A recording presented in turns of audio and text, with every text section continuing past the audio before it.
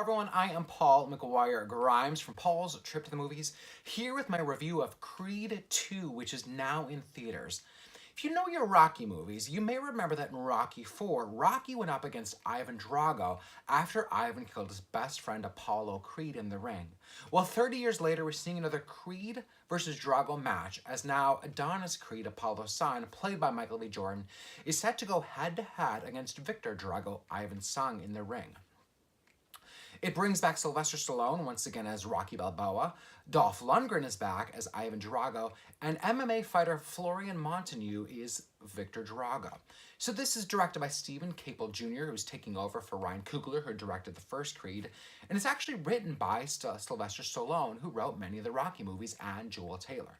So like I said, this picks up about 30 years after Rocky 4, and you don't need to have really seen that movie or remember it in order to like this one, as there's enough backstory written into Creed 2 to kind of get you in place. Unlike Rocky 4, which really was just a revenge story for Rocky to fight against Ivan, I really feel like Creed 2 opens the story up to really everyone that's involved in this match. This movie is a story about fathers and sons, this passing down of a family legacy from Apollo to Adonis, Ivan to Viktor, and we also see Rocky battling with that notion of reuniting with his son.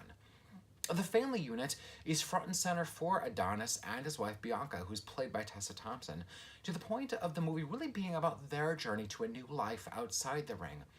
And what is better for their family unit as we see that Bianca's music career is really taking off. Adonis is feeling like he's never good enough or has enough, even though he's been crowned the heavyweight champion. We see that male ego always needing more fulfillment, wanting to have to prove himself in the ring yet again. I love seeing in Creed 2 this continual look at the paternal and mentor relationship between Rocky Balboa and Adonis. We see the ups and downs in Creed 2 as they don't always see eye to eye regarding this match. As Rocky Balboa, Sylvester Stallone, he's slowing down. He can't always be there to pick Adonis back up again. Stallone was nominated for an Oscar for his work in Creed, and I think that he gives another great performance here in Creed 2. Michael B. Jordan as Adonis is so completely raw and open here. Yes, he certainly gets a beating in the ring and, of course, in the training scenes, but for me, it's the vulnerable, it's the emotional weight that he brings that he easily carries this movie with so well. We see Adonis is really growing as a husband, as a father, and the man that he wants to be versus the man that he thinks he really should be. We also see some really wonderful performances by Tessa Thompson as his wife Bianca, and of course, Felicia Rashad is back as his mom. The mother-son scenes in this movie are fantastic. Creed 2 is far better than it should have been, given that this is really mimicking the storyline in Rocky 4 to an extent. I didn't expect to be quite as emotional as I was by the end of Creed 2. All of these characters have been given such wonderful complexities, whether it's Adonis, Rocky, Ivan, Viktor. It really touched that inner part of me, that paternal side of me. The Creed movies are proving that the Rocky franchise is more than just a simple story about boxing.